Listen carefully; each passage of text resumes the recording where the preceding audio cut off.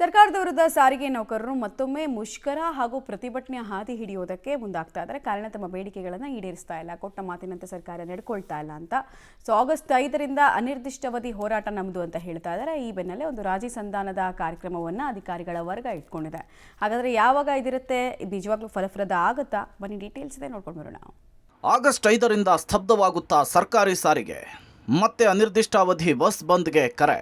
ಇವತ್ತು labour commissioner ನೇತೃತ್ವದಲ್ಲಿ ಸಂಧಾನದ ಸಭೆ. ಸರ್ಕಾರ ಹಾಗೂ ಸಾರಿಗೆ ನೌಕರರ ಜಟಾಪಟಿ ಮುಂದುವರೆದಿದ್ದು, ಸರ್ಕಾರದ ವಿರುದ್ಧ ಸಾರಿಗೆ ನೌಕರರು ಮತ್ತೆ ತೊಡೆತಟ್ಟಿದ್ದಾರೆ. ಆಗಸ್ಟ್ 5ರಿಂದ ಅನಿರ್ದಿಷ್ಟಾವಧಿ ಮುಷ್ಕರಕ್ಕೆ ಕರೆ ಕೊಟ್ಟಿದ್ದು, ಆಗಸ್ಟ್ 4ರವರೆಗೂ ಸರ್ಕಾರಕ್ಕೆ ಡೆಡ್ಲೈನ್ ನೀಡುವ ಮೂಲಕ ಎಚ್ಚರಿಕೆ ಕೂಡ ಕೊಟ್ಟಿದ್ದಾರೆ. ರಾಜ್ಯ ರಸ್ತೆ ಸಾರಿಗೆ ನಿಗಮಗಳ ಕಾರ್ಮಿಕ ಸಂಘಟನೆಗಳ ಜಂಟಿ ಕ್ರಿಯಾ ಸಮಿತಿ ಒಮ್ಮತದ ನಿರ್ಧಾರಕ್ಕೆ ಬಂದಿದ್ದು, ಆಗಸ್ಟ್ 5ರಿಂದ ಅನಿರ್ದಿಷ್ಟಾವಧಿ ಮುಷ್ಕರಕ್ಕೆ ಕರೆ ಕೊಟ್ಟಿದ್ದು, 36 ತಿಂಗಳ ಹಿಂಬಾಕಿ, ಹೊಸ ವೇತನ ಪರಿಷ್ಕರಣೆ, 2021ರ ಮುಷ್ಕರದ ವೇಳೆ ಸಸ್ಪೆಂಡ್ ಆದ ನೌಕರರ ಮರು ನೇಮಕಾತಿಗೆ ಒತ್ತಾಯಿಸಿ ಜಂಟಿ ಕ್ರಿಯಾ ಸಮಿತಿ ಮುಷ್ಕರಕ್ಕೆ ಕರೆ ಕೊಟ್ಟಿದೆ. ಕಳೆದ ಜೂನ್ 4ರಂದು ಸಿಎಂ ಜೊತೆಗೆ ನೌಕರರ ಮುಖಂಡರ ಸಭೆಯನ್ನು ನಡೆಸಲಾಗಿತ್ತು. ಆದರೆ ಸಭೆಯಲ್ಲಿ ನೌಕರರ ಬೇಡಿಕೆಗೆ ಸಿಎಂ ಒಪ್ಪಿರಲಿಲ್ಲ. ಅಲ್ಲದೆ 36 ತಿಂಗಳ ಹಿಂಬಾಕಿ ಕೊಡುವುದಕ್ಕೆ ಸಿಎಂ ಕೂಡ ಒಪ್ಪಿರಲಿಲ್ಲ.